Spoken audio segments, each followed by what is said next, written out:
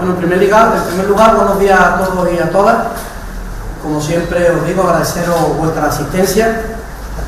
El motivo de esta rueda de prensa es porque queremos anunciar el acuerdo histórico que ha habido del Gobierno de España con las centrales sindicales y con los empresarios respecto a la reforma laboral. Una reforma porque fue un compromiso de los socialistas con la ciudadanía española, y una vez más pues demostramos que los socialistas cumplimos con lo que prometemos, ¿no? Una reforma laboral porque es fruto de un buen acuerdo de país y de un buen acuerdo para España, para su crecimiento y para la mejora del empleo. Dicho esto, le voy a dar la palabra a mi compañero José Simón, que hoy está aquí como miembro de la Ejecutiva Regional del Partido Socialista de nuestra ciudad, como secretario de Trabajo y Economía Social. Por tanto, yo creo que es él quien mejor os puede dar detalles de en qué consiste la nueva negociación de la reforma laboral. Bueno, en primer lugar, agradecerles a todos y a toda su presencia hoy. Le agradezco expresamente al secretario general pues que me haya dado esta oportunidad de abordar con ustedes la reforma laboral. Lo primero, quiero recalcar lo que acaba de decir nuestro secretario general, que comparezco hoy como secretario de Trabajo, expresamente como secretario de Trabajo del Partido Socialista Obrero Español en Ceuta. Y bueno, de nuevo las gracias a nuestro secretario general porque ya ha mostrado hasta qué punto él mismo y evidentemente todo el Partido Socialista Obrero Español de Ceuta está comprometido con el mundo del trabajo. Él especialmente, que es evidente que tiene un recorrido histórico a nivel sindical, en un claro compromiso siempre con los trabajadores y trabajadoras, de los cuales todavía, ¿verdad?, es digno representante de la clase trabajadora. Así que yo creo que no hay mejor persona para introducir este tema de la reforma laboral. Bueno, esta reforma laboral es evidente que era una anhelada reforma laboral, todo un reclamo social en ese sentido.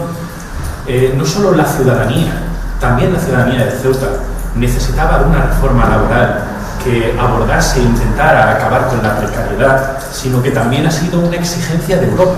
Y no debemos olvidar que dentro del marco del plan de recuperación, transformación y resiliencia, una de las exigencias era acabar con esta estadística penosa de la temporalidad y la precariedad, en la que desgraciadamente España representaba una anomalía, siendo uno de los estados, si no el estado en el que más temporalidad, debido a la reforma laboral anterior, había.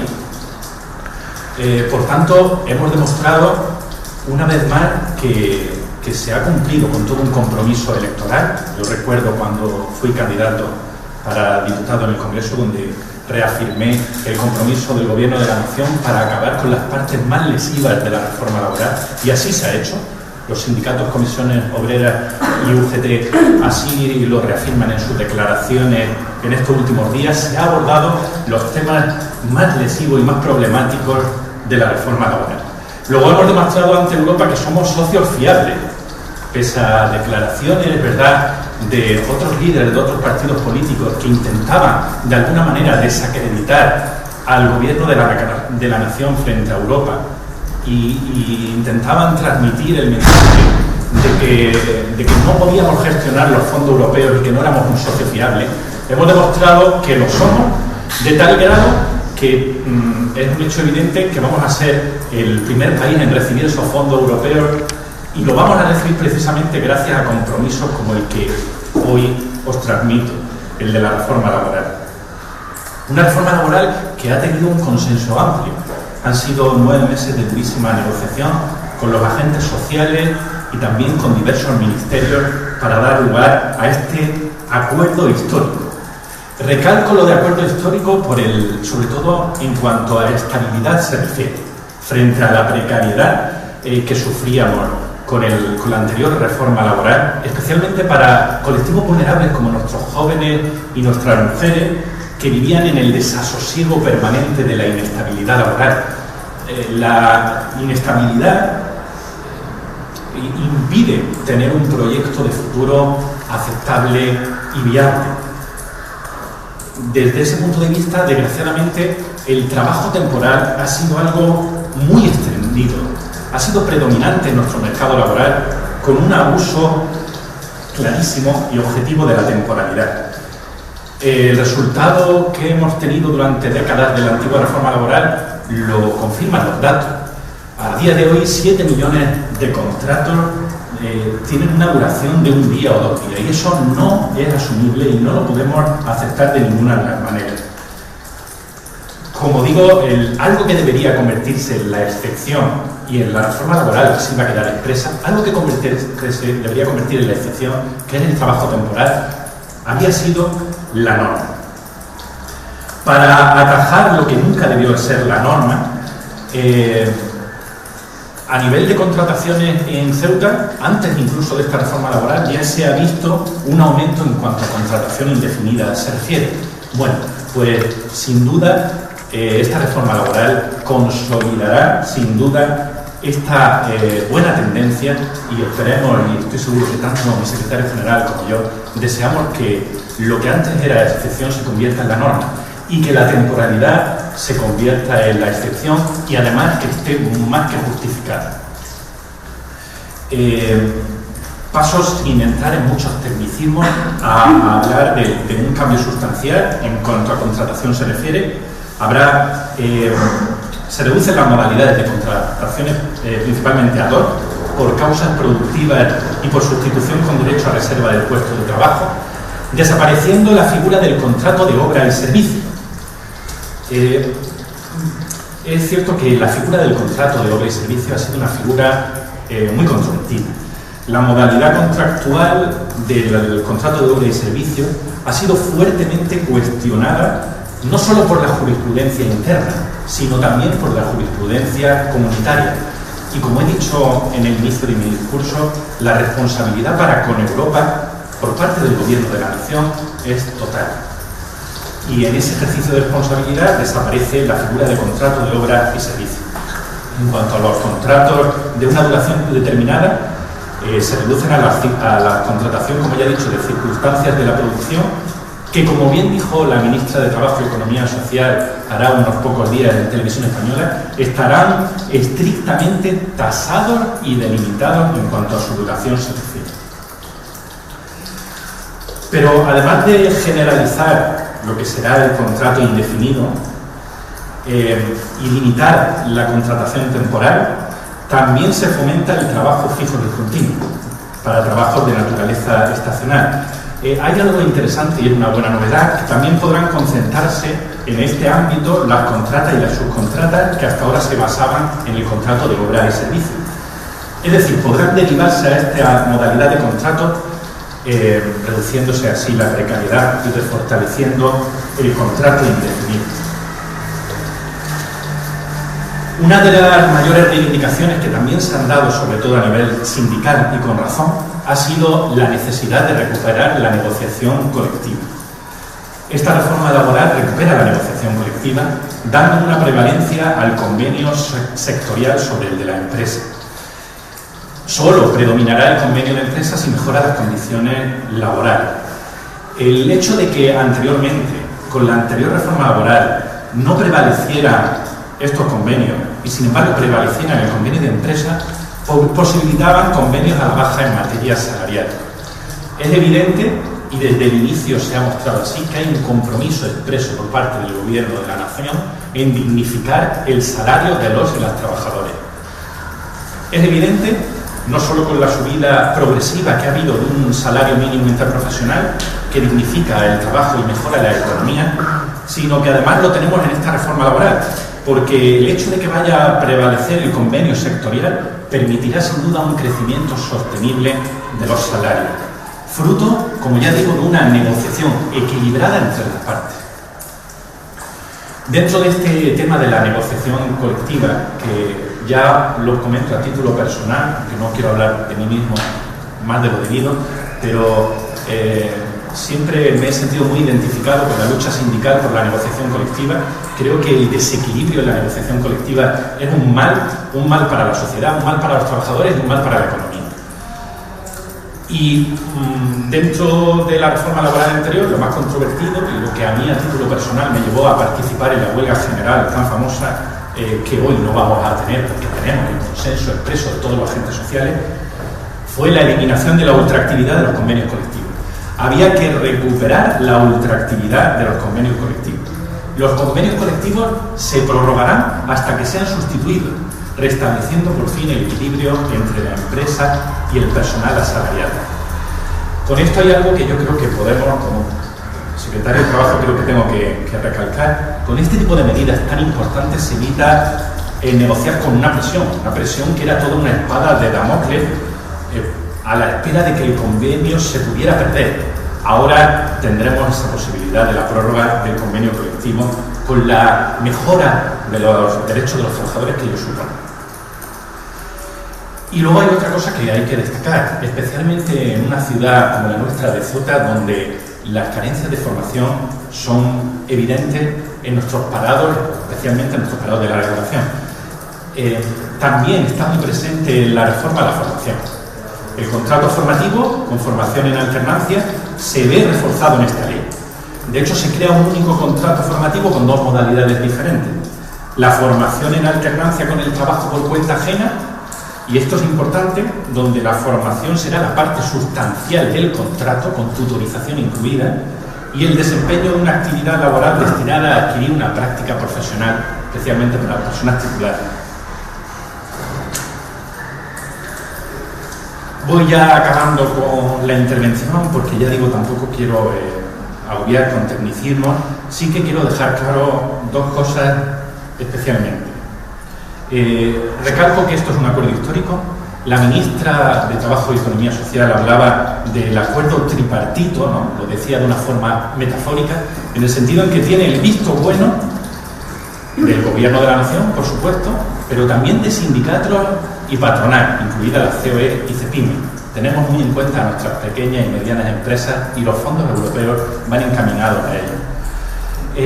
Lo que está claro es que siendo el resultado de la negociación colectiva, siendo el resultado de 9 meses de diálogo social, este acuerdo conjuga la protección para ambos elementos, tanto para el empresariado como para los trabajadores.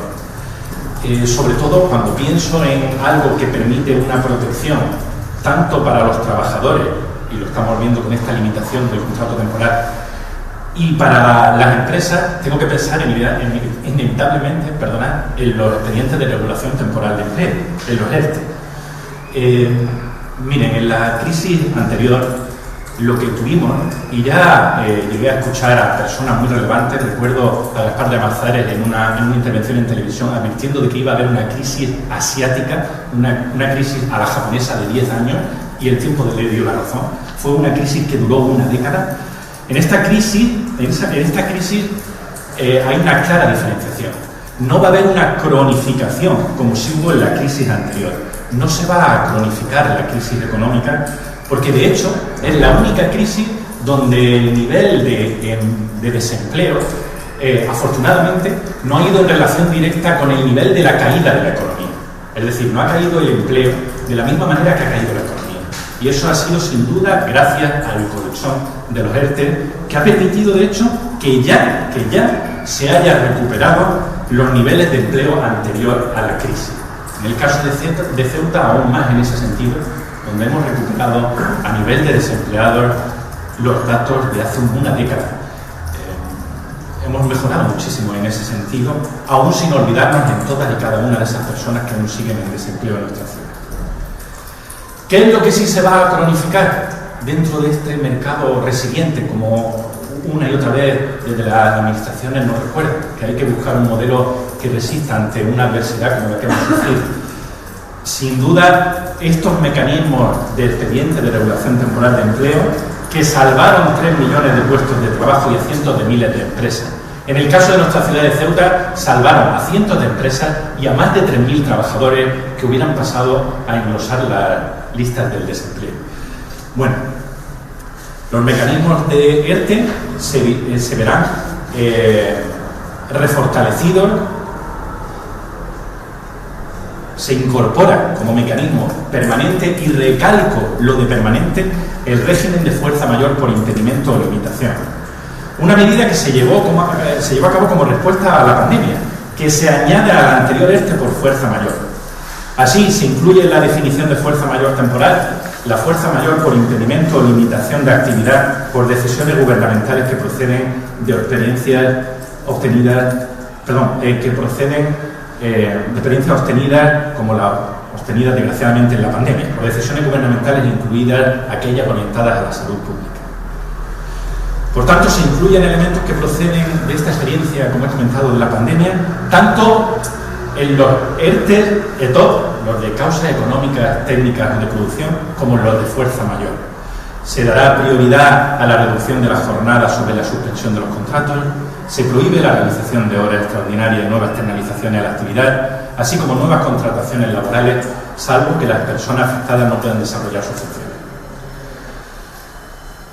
He comentado que no solo a nivel de prestaciones los ERTE han supuesto un auténtico beneficio para nuestros trabajadores, sino para la salvaguarda del empleo. Y es que las empresas se verán beneficiadas por exoneraciones, como así se han visto beneficiadas, y si así lo desean también tendrán la posibilidad en ese sentido de acogerse al mecanismo red de flexibilidad y estabilidad en el empleo, con beneficios en la cotización de la seguridad social para la empresa. Principalmente hay dos modalidades en ese sentido. Una modalidad cíclica, para afrontar caídas transitorias y cíclicas, el propio concepto ya nos da la pista. Si la empresa sufre caídas transitorias o cíclicas, permitirá suspender los contratos de trabajo con exoneraciones para la empresa por un periodo no superior a un año, evitando así el despido. En ella se persigue tanto la formación de los trabajadores mientras dure dicha suspensión, como luego su reincorporación al puesto de trabajo. Pero no solo la reforma laboral tiene en cuenta estas crisis cíclicas que pueden sufrir el empresarial, sino que hay toda una modalidad sectorial que permitirá afrontar cambios permanentes de un sector a través de la recualificación para encontrar un nuevo empleo. Mediante un plan que tendrán que presentar las propias empresas, plan que incluirá la formación obligatoria. Dicha formación tendrá como fin posibilitar la recolocación de las personas afectadas en otros puestos de trabajo en otras empresas. ¿Qué es lo que significa todo ello? Que apoyamos a la empresa manteniendo el empleo, sin devaluación salarial y, por supuesto, evitando en la mayor de las medidas una posibilidad de despido. Creo que así es como tiene que abordarse una crisis. Por último, me gustaría comentar que la norma también prevé potenciar la labor del control de la Inspección de Trabajo y Seguridad Social. Desde mi cargo también tengo que agradecer la función que hace esa Inspección de Trabajo y Seguridad Social, mejorando la aplicación de las sanciones por fraude. Por tanto, muchos son los elementos que se mejoran sustancialmente. Siento que por la limitación del tiempo no pueda aún profundizar más en ello, pero creo que he señalado conceptos básicos que creo que son interesantes para todos y todas. Sobre todo algo muy importante. Se reduce la temporalidad, se recupera la negociación colectiva, se refuerzan los mecanismos de flexibilización interna, evitando además promover el despido, que es como hay que flexibilizar el mercado de trabajo. Por tanto, es evidente que el gobierno de coalición no deja de lado a nadie, ni a trabajadores ni a empresas, en este acuerdo histórico que tendrá seguro consecuencias beneficiosas para nuestra ciudad, para los trabajadores de Ceuta, para los empresarios de Ceuta y para la economía de Ceuta. Y ahora, por supuesto, a su disposición, por si necesitan responder alguna. Sí, usted ha dicho que se está empezando a notar algo en cuanto a la contratación indefinida. Está produciendo una mayoría con respecto a otros años. Sin embargo, sigue siendo muy alarmante que más del 80% de los contratos que se firman cada mes son temporales. ¿Cuál cree que va a ser la evolución en este año 2022? ¿Dónde va a estar el límite? ¿Dónde se va cuando termine este ejercicio 2022, ¿dónde nos vamos a encontrar? ¿O con qué se conformaría a la hora de presentar en el mes de diciembre los datos de todo el año? ¿Tantos contratos han sido temporales, tantos contratos han sido indefinidos? ¿Con qué se conformaría?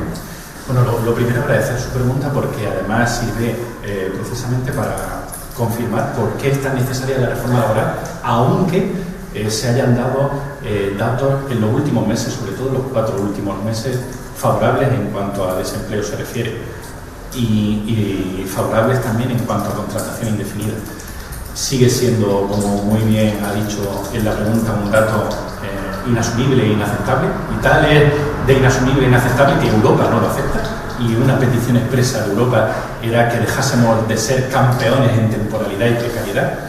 Y lo que me gustaría, lo tengo que decir como, ya digo, como secretario de Trabajo, puesto que hoy el cargo que hoy represento como secretario de Empleo y de Trabajo del Partido Socialista Obrero Español, me remito a lo que he dicho al principio. Lo que quiero es que la temporalidad se convierta en la excepción y no la norma, tal y como de alguna forma prevé esta reforma laboral, donde tiene que haber causas tremendamente objetivas para los contratos de duración en base a la producción.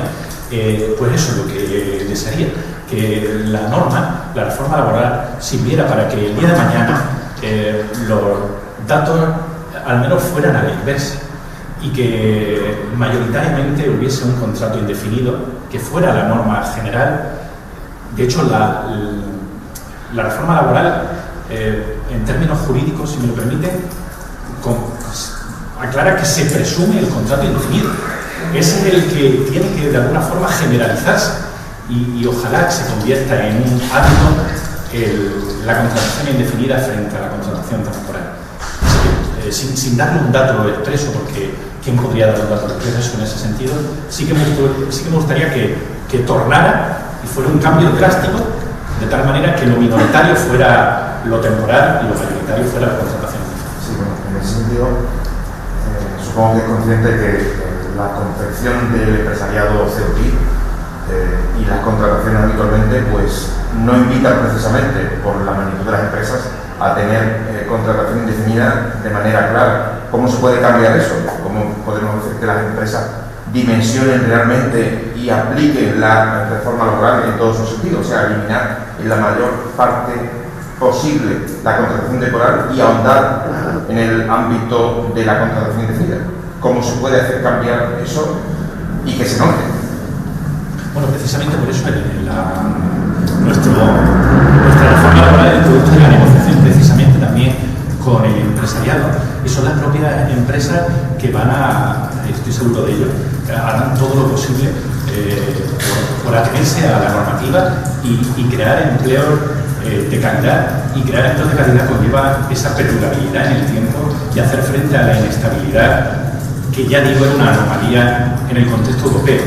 Yo creo que todos han sido responsables en ese sentido y lo seguirán siendo.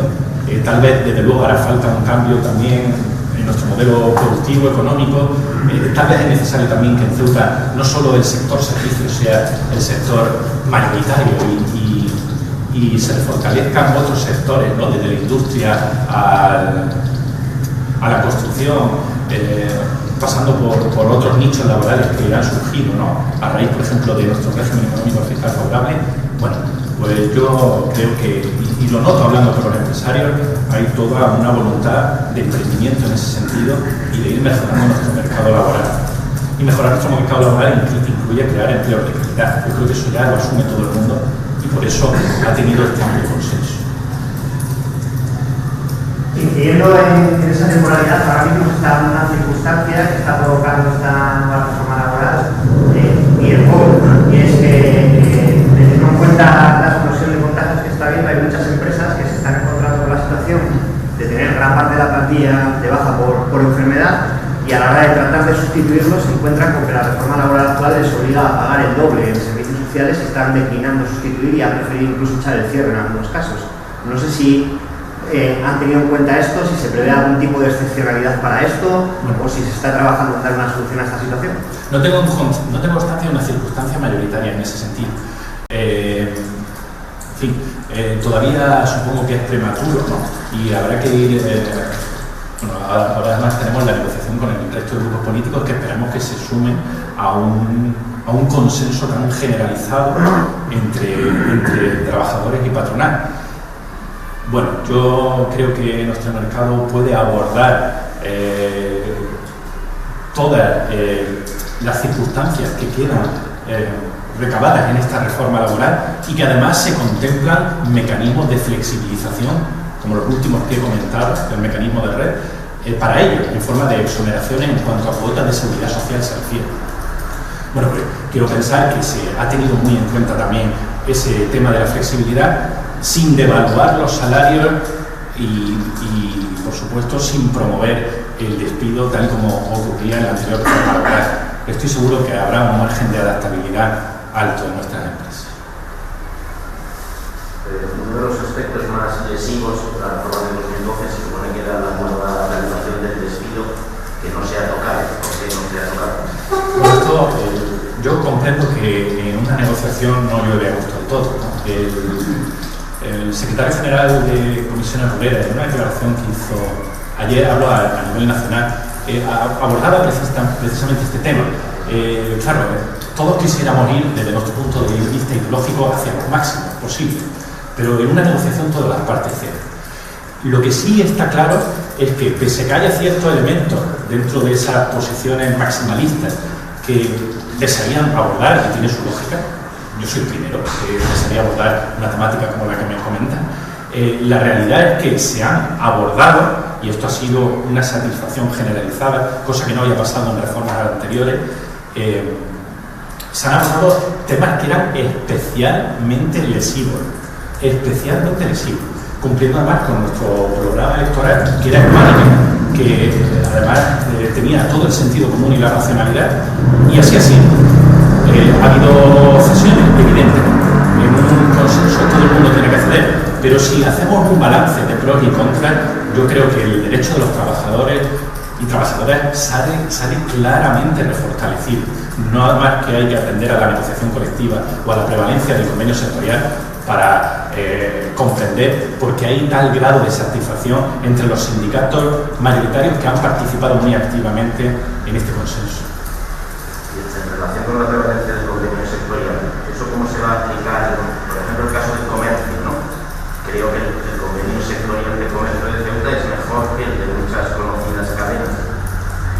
Pero ¿cómo se va a interpretar lo que es sueldo o el conjunto del convenio? Es decir, no sé si me estoy explicando. Sí, otra cosa es que ya entre en tanto detalle y pueda hablar de elementos tan específicos, ¿no? Como en el caso del comercio, cómo afectará y qué resultado y consecuencia tendrá directa. Siento tratar generalidades hoy, pero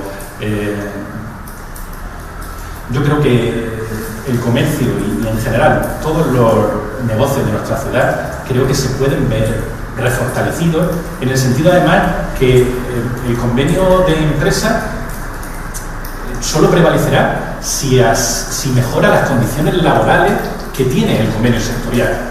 Luego, si ese convenio sectorial del que me está comentando precisamente es el que se impone, yo creo que todos vamos a salir beneficiados.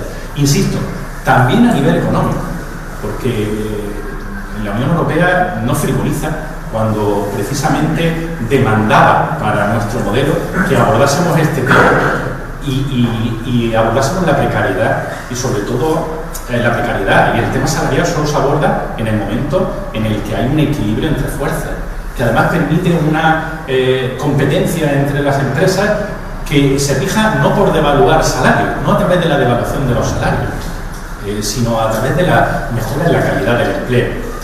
Yo creo que eso era importante y que la competencia no fuera solo una competencia salarial donde el grueso social de los trabajadores y trabajadoras de nuestro país se vieran negativamente afectados, ya sea en cualquier otro negocio. Bueno, secretario general, a mí me gustaría preguntarle por ese plan de empleo con fondos europeos que va a conseguir introducir en los presupuestos. No sé si tiene una idea del montante que querrían alcanzar, de los beneficiarios o de a qué se destinaría. Bueno, ese plan de empleo especialmente sería para jóvenes, pero sí que es verdad que el dato que usted me está solicitando hoy porque me está pidiendo un montante para cuántas personas, no lo tenemos todavía. Si no me equivoco, mi compañera Cristina hoy se iba a informar sobre ese dato y me lo iba a facilitar. Exactamente no tenemos el montante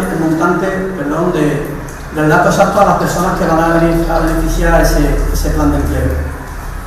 Pero si a usted no le importa, en un rato le facilito el dato que usted me está refiriendo. Vale, que la idea, la filosofía es que sea para jóvenes, no sé si para jóvenes menores de X años o con qué perfil. Sí, la idea es que sea para jóvenes. También seguramente habrá algún beneficiado que no será tan joven, pero la idea es darle un poco de salida a esas familias más vulnerables que más que nunca necesitan de las instituciones públicas para paliar sus necesidades básicas.